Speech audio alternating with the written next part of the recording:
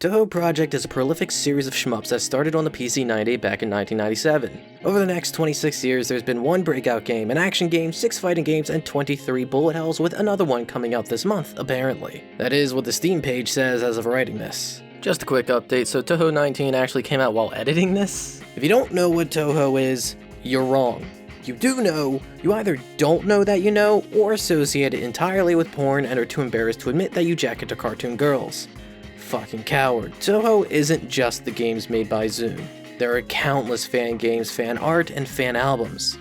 And even more porn. A lot of them are really fucking good. Like, really good on their own right, even divorced from the context of being a Touhou fan. Some of those even extending far outside their intended audience. I can guarantee you've heard either You and No One Was Her or Bad Apple, because everyone has fucking heard those. Especially if you're the most casual of degenerate weeb.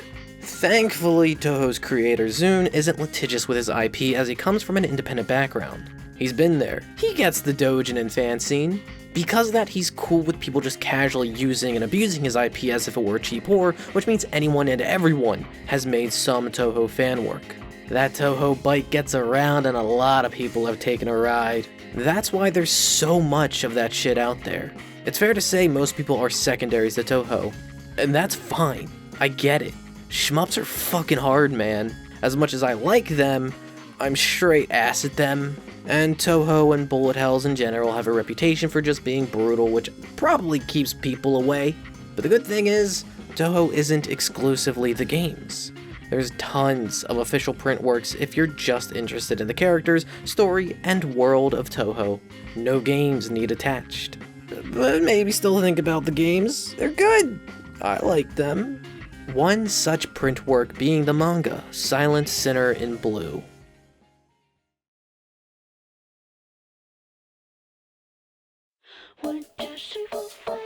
I feel like the Touhou manga and other print works exist because Zune got them ideas for stories or character moments that just don't really play well with shoot-em-ups. Unless he wanted to take a Touhou game into a drastically different direction and try out one of them read-em-ups or some sort of hybrid like Kill. You ever realize that this bitch looks like a cookie? The core design of what a shmup is antithetical to a complicated story.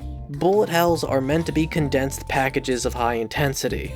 They're at their best when they're half an hour to an hour tops, as that lends well to replayability, doing multiple runs, and being able to memorize patterns and enemy placements better. In that, you kinda want to keep dialogue to a minimum, not going off on some flowery, Monogatari-esque dia or monologue, as that just kills pacing.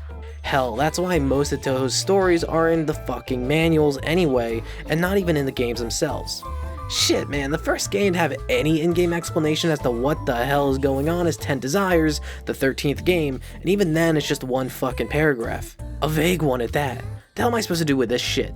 But rather than doing those stories or character moments in a game, Zune took it outside that medium to one that fits his ideas better. Manga. Silent Sinner in Blue started its serialization in June of 2007. At this point, the 10th game, Mountain of Faith, was a month away from its release, which means we're going to be working with characters primarily from Touhou's 6th to 8.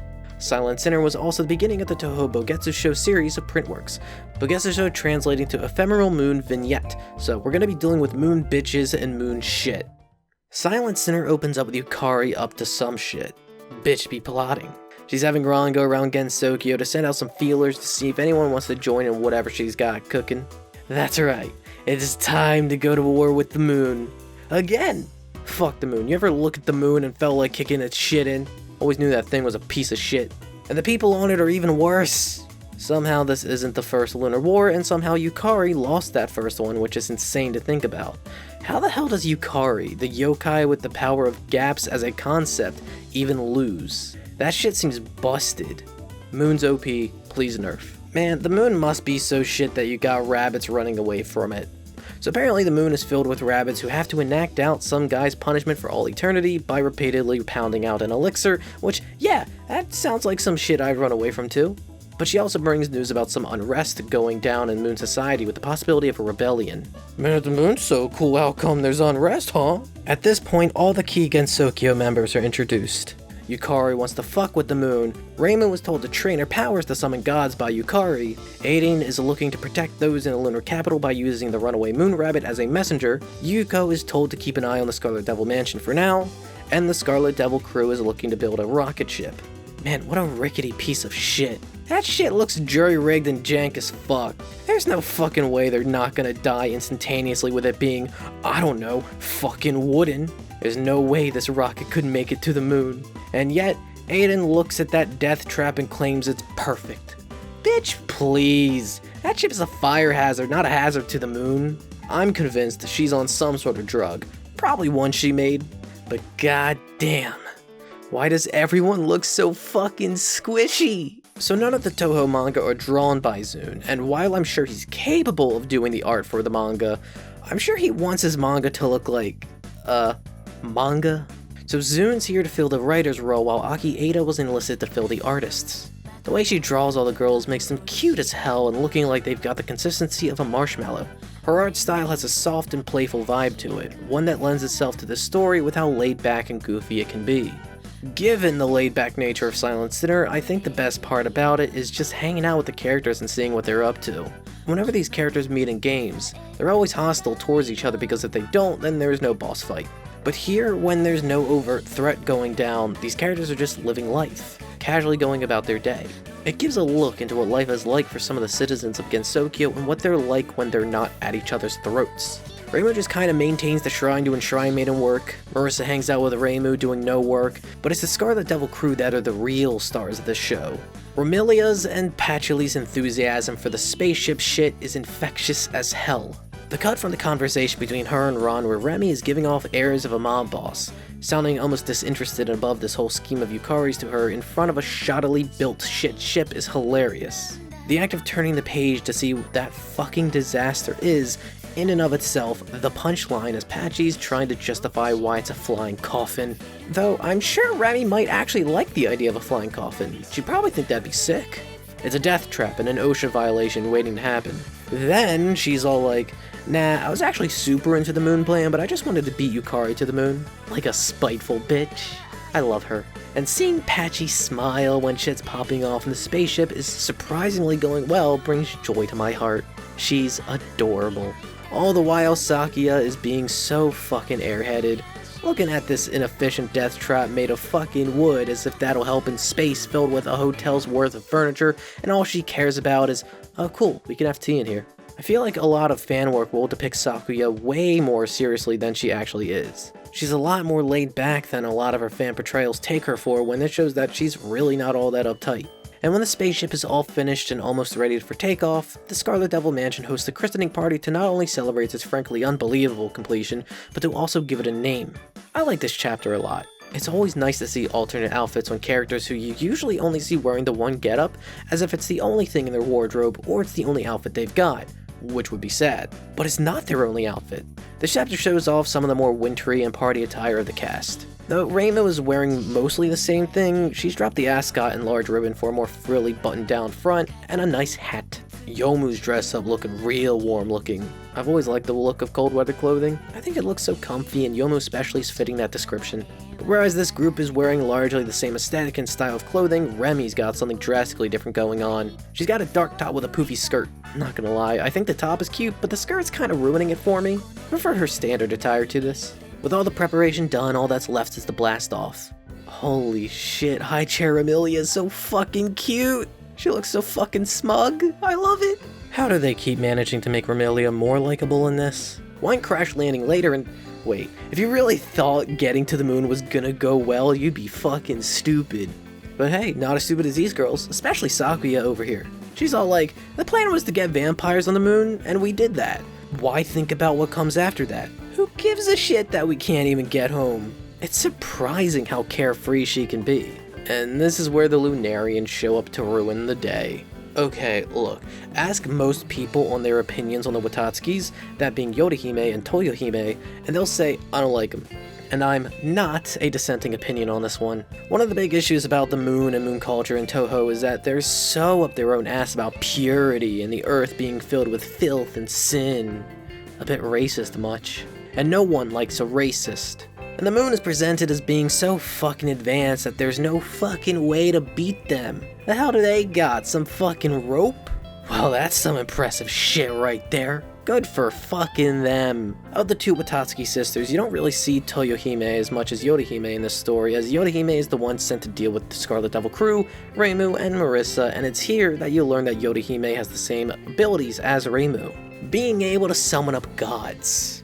And she's so fucking smug about it too, what a bitch. Yorihime is just racist Reimu. Reimu is by default more likable because at least she isn't racist. Okay, maybe don't talk to her about Chinese people, but when it comes to her personality, there really isn't much redeeming for Yorihime, and it is a little bit upsetting to see her effortlessly smack around everyone. She just fucking tanks a Master Spark. Who the fuck does that? How is watching such a one-sided fight so interesting? The answer is, it's kinda not, and you just wish that Yorihime would go away sooner. When you reach the end and you find out what Yukari's plan actually is, it's hard to call this a war of any kind. It just seems like Yukari's a spiteful bitch and spent several months of preparation to just fuck with the Watatsukis. I mean, fair, fuck them, but it kinda comes across as really petty. But to be fair, all the Touhou girls can be some seriously petty bitches for no reason. And I really like that because it's fun to watch. Like, shit, Reimu is no exception, which is some interesting traits to throw on a main character. She's petty, dumb, lazy, and poor. Can be quite a bitch. Exactly how I love my women. Get you a girl like that. She also might be gay, but unlike the previous traits, that one isn't a negative. I mean, fuck, in Touhou's 16 Hidden Star in 4 seasons, Reimu didn't do shit for weeks while an incident was happening because she got nice spring weather in the middle of summer. It took until Marissa and Aya to be like, hey, shit's weird for Reimu to actually do something. But yeah, the second Lunar War isn't much of a war and it ends largely nothingly. In fact, it kind of ends with everyone either back where they started or benefiting off the situation. The Watatsukis get to use Reimu to clear their names as potential traitors, and everyone in Gensokyo gets a pool party and to enjoy their spoils on the quote-unquote war. You know, a pool party in the fucking winter. Oh nice, even more alternate outfits. Though cold-looking, those swimsuits are good-looking. They're very cute. How come Sakuya doesn't get to go for a swim? Sure, she is the head maid and she is there to attend to Remy, but why can't she have fun? Let Sakuya have fun, goddammit! After the conclusion of Silent Sinner, there's been a bunch of other Touhou manga serializations since, and it looks like ZUN tends to like working with a new artist for a new series. And that's cool, that's a decision I can respect. But I would also love to see Akieda come back to work with ZUN at some point. I enjoy seeing her rendition of these characters and how fucking adorable they are, and would love to see her take on some of the more modern characters. I think that'd be great to see. She clearly has love for the series and characters. Take a trip down to her Pixiv and you can see that she's made her own doujins and fan art of these girls before Silent Sinner and after. I was browsing her Pixiv and when I scrolled a little bit down I saw some art of Alice and Patchouli and I was of course legally obligated to click on it. I had to. And when I did, I was like, oh shit, this shit's from 2017. And I really liked what I saw. It's obvious even looking from a single page how much Akieda has grown as an artist. The shit looks great. If you take some of these panels of Patchy and do direct comparisons of Patchy and Silent Sinner, then it should be immediately obvious where she's grown. For one thing, her line work is a lot better.